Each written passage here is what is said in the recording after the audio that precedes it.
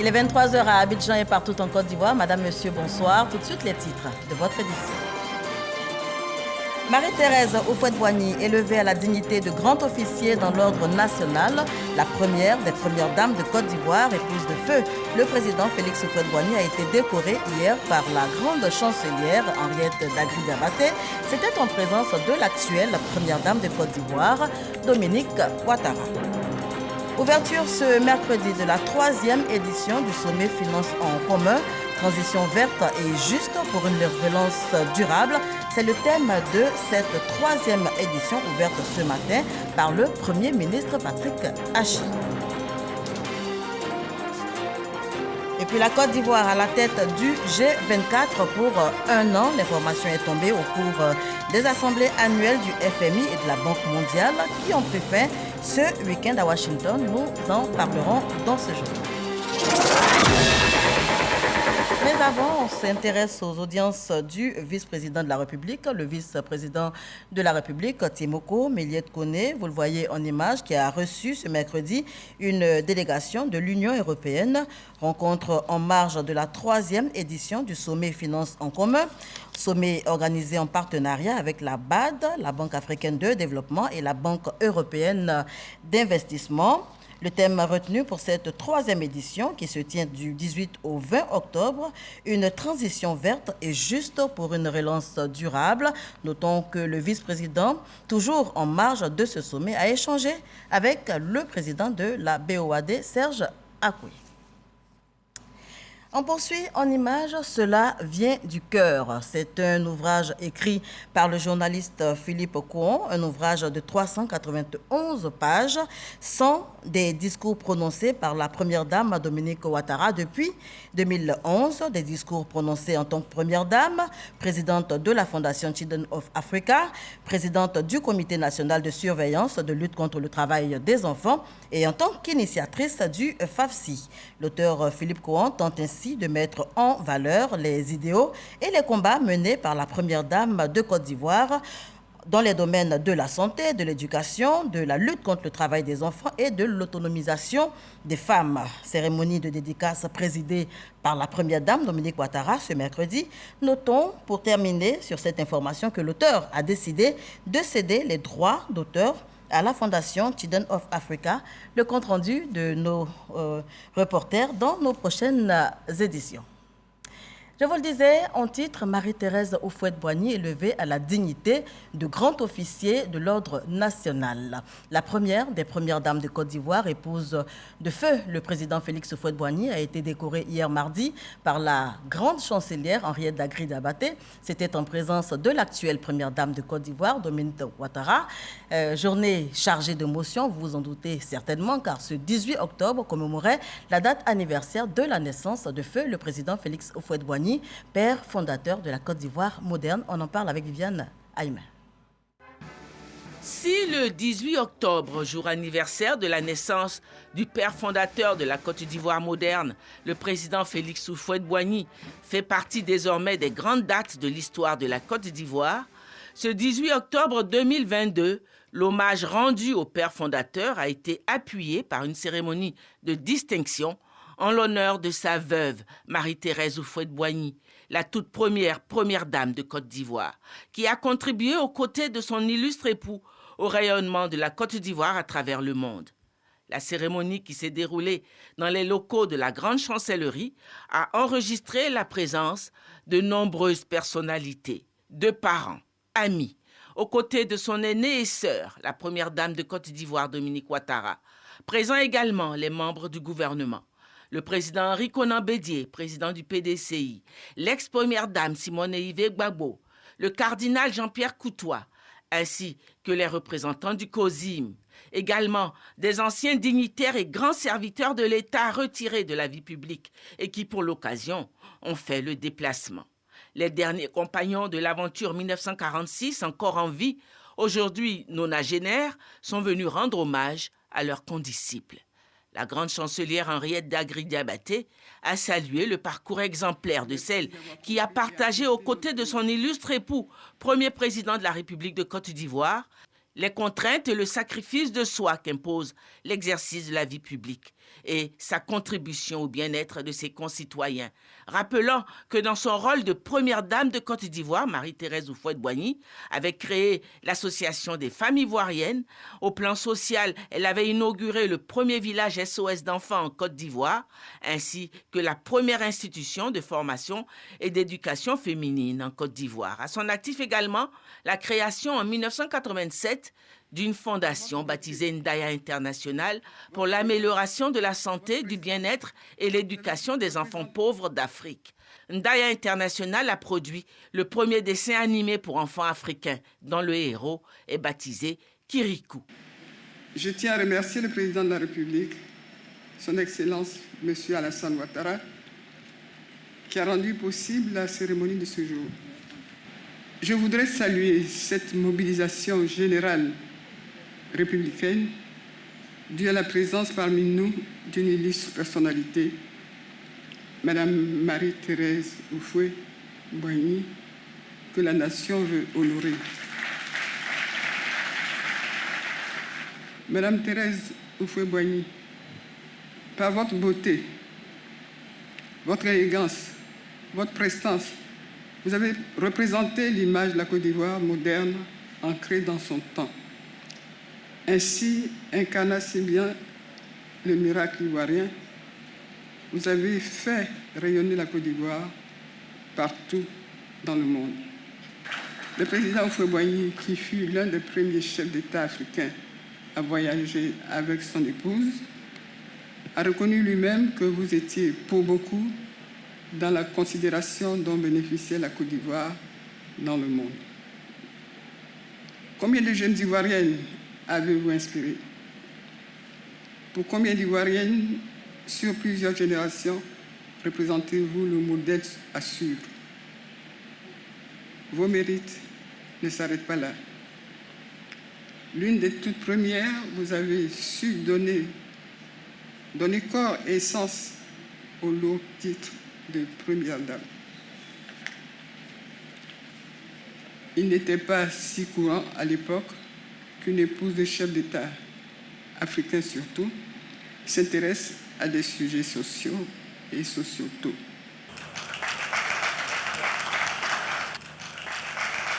Et en vertu des pouvoirs nous vous élevons à la dignité de grand officier de l'ordre national.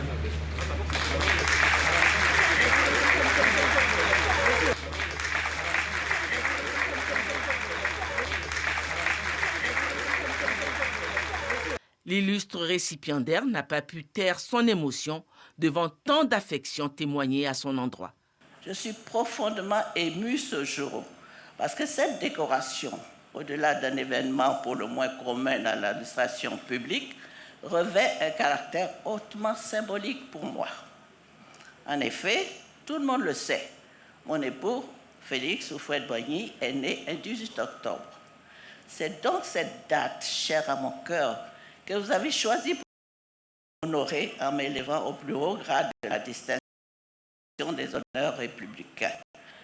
Ma joie est d'autant plus grande que ce moment historique me lie davantage à mon époux, à sa vie, à son histoire avec la Côte d'Ivoire, que son âme continue de reposer en paix. Je voudrais que vous me puissiez m'autoriser à vous parler avec mon cœur. C'est un moment que plusieurs personnes attendent depuis de nombreuses années. Je sais que nombre d'entre vous se demandaient ce que je devenais si j'avais encore la force physique et la lucidité vu mon âge avancé. C'est en effet peut dire que je suis encore jeune. Mais grâce à Dieu, grâce à vous tous, je me porte bien. Et grâce aux efforts des différents présidents qui se sont succédés, je n'ai manqué de rien. Le président Henri Konan-Bédié m'a soutenu pendant tout mon veuvage. Le président Laurent Gbagbo pour les années qui suivirent et bien sûr le président Alassane Ouattara jusqu'à ce jour. Merci donc à vous tous. Merci pour le respect de vos engagements et merci pour votre délicate attention à mon égard. Mesdames et messieurs, illustres invités, ma joie est très grande ce jour. Mon cœur se réjouit de voir tous rassemblés en ce lieu. C'est la Côte d'Ivoire que j'aime voir. Celle qui rassemble, celle qui incarne l'union et la paix dans la diversité, à l'exemple de cet événement qui nous réunit aujourd'hui. J'ai suivi avec beaucoup d'attention, parfois une profonde tristesse, tous les éléments politiques qui se sont succédés depuis maintenant 3 décennies. Je constate cependant que la Côte d'Ivoire avance avec une grande silence. La Côte d'Ivoire se construit et la Côte d'Ivoire transcende les difficultés. Sans parti pris, mon sage conseil est que vous soyez tous épris de paix. Laissez-vous porter par la tolérance et le pardon pour garantir la stabilité durable dans notre chère nation. Une série de photos avec la première dame de Côte d'Ivoire, puis avec les personnalités, amis et parents, a immortalisé ce mémorable événement. Voilà, Marie-Thérèse Houphouët-Boigny est levée donc à la dignité de grand officier dans l'ordre national. Et je vous l'annonçais également en titre, ouverture ce mercredi de la 3e édition du sommet Finances en commun, organisé par la Banque africaine de développement et la Banque européenne d'investissement. L'événement se déroule pendant 48 heures en présentiel et en visioconférence. Transition verte et juste pour une relance durable, c'est le thème de cette 3e édition ouverte ce matin par le Premier ministre Patrick Hachi. Le reportage est signé Alexise Ouedraogo. Abidjan, capitale de la finance climatique. Ce mercredi, en présence du Premier ministre Patrick Hachi, plus de 600 banques publiques de développement du monde entier sont réunies pour renforcer la transition verte et juste pour une relance durable. Les réflexions vertes pour 48 heures permettront d'aborder l'importance du financement en commun pour faire face aux défis de l'heure. C'est tout l'objet central, essentiel, vital de ce sommet, qui ne doit pas être un sommet de plus, un sommet vague, un sommet de paroles et de promesses, mais un sommet d'engagement, un sommet d'actes, un sommet de courage et d'audace.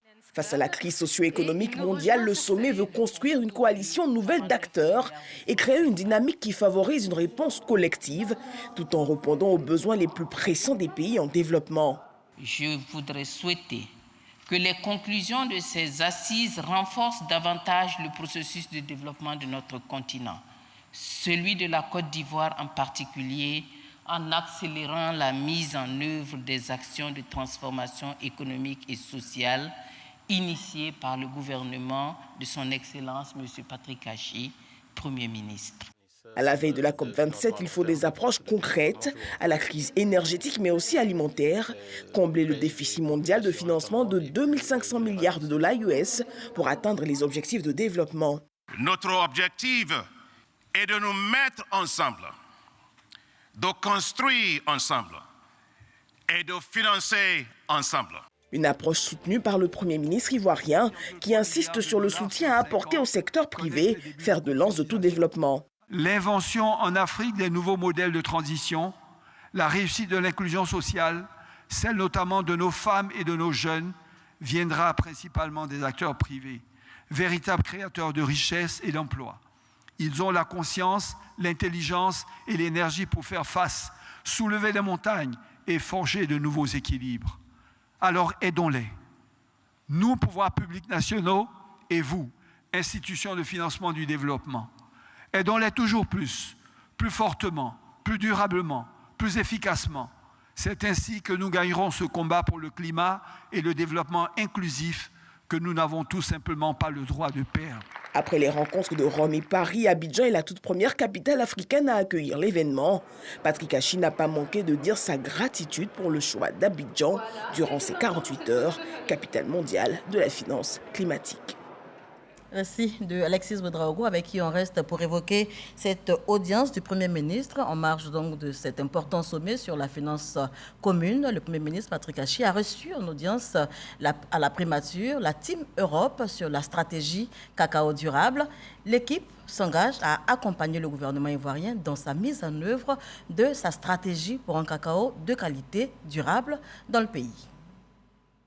Le cacao durable, c'est du cacao cultivé dans le respect de l'environnement, d'une façon qui contribue à améliorer les conditions de vie des agriculteurs et de leurs familles et qui abolit le travail des enfants. Une démarche dans laquelle la Côte d'Ivoire est engagée depuis de longues années. Ce mercredi, en marge du sommet des finances communes, le Premier ministre Patrick Achi a conduit à la primature le dialogue Côte d'Ivoire-Team Europe sur la stratégie cacao durable. Le pays a pris cette initiative et a développé des pas importants, des réformes importantes que nous soutenons absolument à fond. Nous avons une mobilisation de l'équipe Europe, l'Union européenne et ses États membres, de l'ordre de 450 millions d'euros pour l'instant. Donc on va mettre en œuvre à l'appui de cette stratégie du gouvernement et qui adresse les trois piliers. Au-delà de ce qu'on apporte en termes de financement, il y a bien évidemment aussi des aspects de législation qu'on met en œuvre et qui justement nous permettront de renforcer cette action du gouvernement, notamment en utilisant l'accès au marché européen pour justement renforcer la durabilité du produit en travaillant sur ces trois aspects, le revenu, le travail d'enfants et la protection des forêts. La Côte d'Ivoire, numéro 1 mondial de la production de cacao, reste déterminée à préserver sa place de choix et garantir un cacao de qualité. Voilà, agenda chargé donc pour le Premier ministre Patrick Achi qui revient de Washington. Les assemblées annuelles de la Banque mondiale et du FMI, le Fonds monétaire international qui s'y tenait, ont permis à la délégation ivoirienne sur place d'obtenir des engagements fermes de la SFI. La SFI, c'est la Société financière ivoirienne. On en parle avec Adama Koné et Kéré Adama. Au cœur du quartier des institutions de Bretton Woods à Washington, le siège de la Société financière internationale, SFI. La Côte d'Ivoire abat ses cartes pour décrocher davantage d'attention auprès de la Banque mondiale. Après près d'une heure d'échange, le sourire est aux lèvres. Les propos du vice-président exécutif de la SFI confirment la bonne humeur de la délégation conduite par le Premier ministre Patrick Achi. Il y a 6 mois de cela, lors des réunions de printemps, le Premier ministre et moi nous étions entendus sur un certain nombre d'actions qui étaient liées au logement social, à l'investissement dans le secteur de l'agriculture et dans d'autres secteurs. Et je dois dire qu'avec beaucoup de plaisir, que l'ensemble des engagements qui avaient été pris en termes d'investissement dans ces secteurs ont été réalisés et notre portefeuille est en train de s'accroître de manière significative. Cela montre qu'il y a un environnement des affaires qui s'est amélioré de manière significative en Côte d'Ivoire, mais également cela veut dire qu'il y a une vision partagée entre la SFI, le groupe de la Banque mondiale et les autorités ivoiriennes en ce qui concerne le rôle du secteur privé dans le développement de l'économie ivoirienne. Ce n'est pas tout. La Côte d'Ivoire réalise une autre valeur ajoutée. Dans le domaine du digital, nous préparons un projet de 75 millions de dollars qui doit aller au conseil d'administration très bientôt. Nous avons dégagé des perspectives nouvelles pour continuer les investissements dans le domaine du cacao, de l'anacarde et autres. Et nous avons également discuté de la possibilité d'ouvrir des chantiers dans le secteur de la production d'oignons ou d'autres produits de base qui sont importants pour les consommateurs ivoiriens. Nous repartons avec de bonnes nouvelles et accès exceptionnel. Nous avons pratiquement été l'un des rares pays à avoir été reçu à la fois par le vice-président, donc le directeur général chargé de la SFI, le vice-président du MIGA, le président de la Banque mondiale lui-même, le directeur général du Fonds monétaire international, le directeur général du MIGA, avoir la possibilité de trouver dans ce calendrier chargé du temps pour nous recevoir tous. C'est là également le signe de la réussite de la politique son Excellence le Président de la République et surtout de son réseau extrêmement important à travers ce milieu très fermé des grands hommes du monde des affaires et de la finance. Les assemblées annuelles 2022, après le silence imposé par le coronavirus, redonnent de l'espoir aux pays en développement comme la Côte d'Ivoire. Les 190 pays se donnent rendez-vous en octobre 2023 à Marrakech, au Maroc. On reste à Washington pour cette autre bonne nouvelle. La Côte d'Ivoire est à la tête du G24 pour un an. Le G24, c'est le groupe intergouvernemental des 24 pour les questions internationales et le développement. L'information est tombée au cours donc des assemblées annuelles du FMI et de la Banque mondiale qui ont pris fin ce week-end à Washington. Le reportage de Michel Digré pour en savoir davantage. C'est au cours de la réunion des ministres chargés des finances et des gouverneurs de la Banque centrale des pays du groupe des 24 que l'information a été donnée. La Côte d'Ivoire est désignée présidente du groupe intergouvernemental des 24 pour les questions internationales et le développement pour 12 mois. Le ministre de l'économie et des finances, Adama Coulibaly, a exprimé la reconnaissance de la Côte d'Ivoire pour cet honneur. Il a présenté les enjeux de ce mandat. Il me semble important que dans les 2 prochaines années, nous donnions une grande priorité d'abord à l'agenda de la transformation structurelle de nos économies et la création d'emplois. Ce sont des objectifs importants pour nos pays et je voudrais que notre groupe soit un contributeur important dans le débat et aussi un véhicule pour le partage d'expériences sur les différences politiques, approches et institutions qui ont marché ailleurs. Les questions de financement seront aussi une priorité. Nous allons continuer à nous appuyer sur l'agenda du G24 dans les domaines où la coopération multilatérale est nécessaire pour nous assurer que les pays du groupe reçoivent les appuis conséquents compte tenu de la complexité des défis actuels auxquels nos pays font face. Je veux parler des défis liés à la sécurité alimentaire, la transition énergétique et l'adaptation au changement climatique. Le ministre Adama Coulibaly a également pris part à la 46e réunion du Comité monétaire et financier international. Il a rencontré plusieurs responsables d'institutions bancaires internationales pour parler de financement de projets en Côte d'Ivoire. Adama Coulibaly a enfin eu une séance de travail avec Abébé Selassie, directeur du département Afrique du FMI, sur les perspectives économiques ivoiriennes. À présent, les chiffres liés au coronavirus.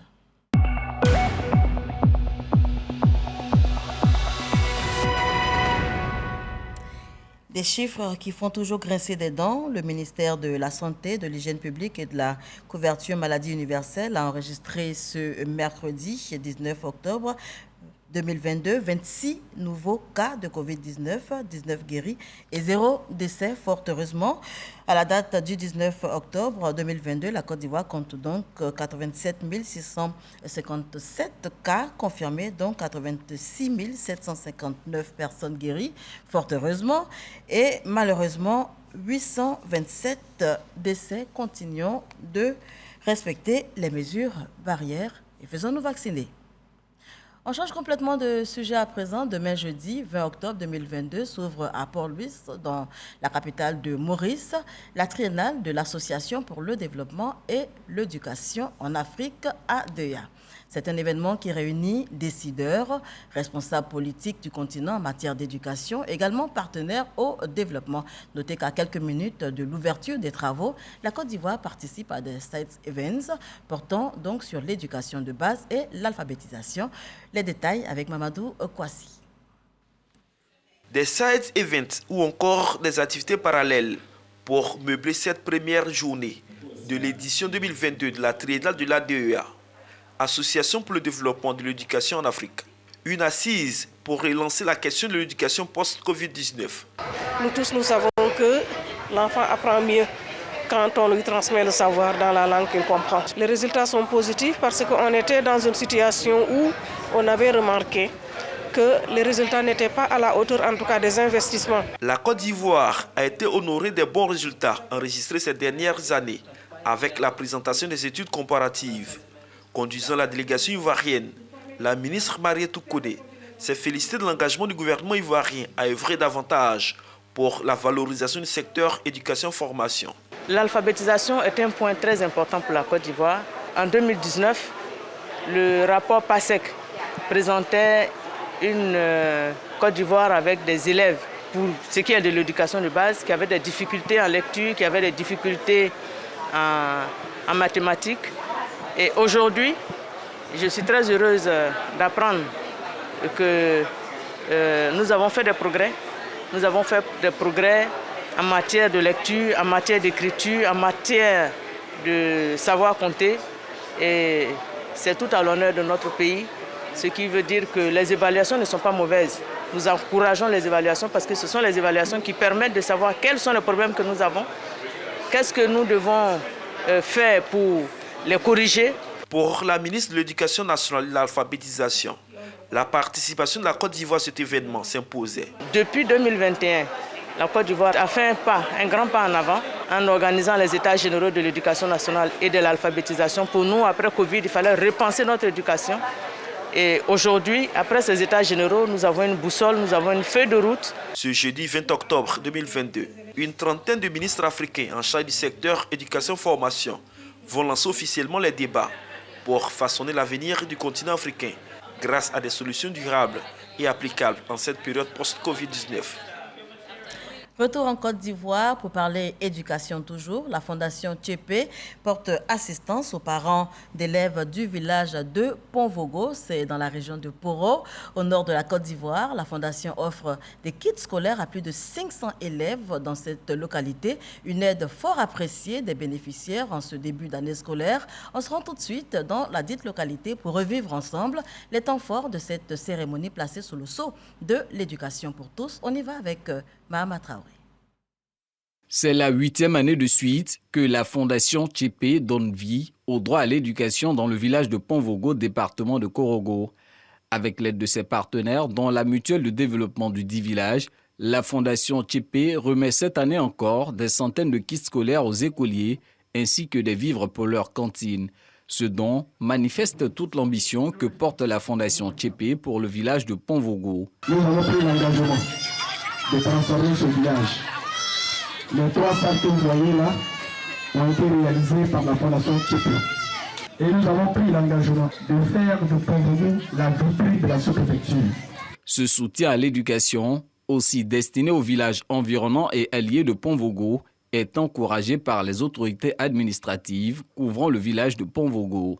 Mesdames et messieurs, les cadres de la mutuelle de Pont-Vogo, nous aurons toujours besoin de votre assistance pour l'atteinte de l'objectif commun qui est la formation et l'épanouissement des enfants de Pont-Vogo. Chers élèves, c'est à votre honneur que nous sommes aujourd'hui rassemblés à Pont-Vogo. Ces dons dont vous êtes bénéficiaires et très fiers constituent un appui inestimable de donateurs, de bienfaiteurs, pour vous encourager à épouser l'école et y étudier convenablement afin de nous gratifier de bons résultats scolaires et surtout assurer la relève de demain que préparent minutieusement vos aînés. Outre les écoliers, la Fondation Tchépé a aussi fait don d'une trentaine de vélos aux lycéens du village qui parcourent de longues distances pour aller au cours. Et de Pont-Vogo, on revient non loin d'Abidjan, au sud de la Côte d'Ivoire, précisément à Adzopé, c'est dans la région de la Mé. Le samedi 15 octobre dernier, la communauté musulmane de cette ville célébrait le Maolid, la fête qui commémore la naissance du prophète de l'islam. Eh bien, la célébration a enregistré la présence d'illustres guides spirituels. Ils ont invité les fidèles musulmans à l'amour, à la solidarité, au pardon et au vivre ensemble. Par Gassoro connaît. Ces fidèles musulmans sont venus des différents quartiers de la ville d'Adzopé, mais aussi des communes du district d'Abidjan, des villes de l'intérieur et des pays de la sous-région pour prendre part au Maoulid, fête qui commémore la naissance du prophète de l'islam. Cette cérémonie religieuse a vu la présence de Cheikh Ahmad Sherif Haïdara, guide religieux venu du Mali voisin, dont le grand-père a été emprisonné à l'époque coloniale dans cette ville du sud de la Côte d'Ivoire.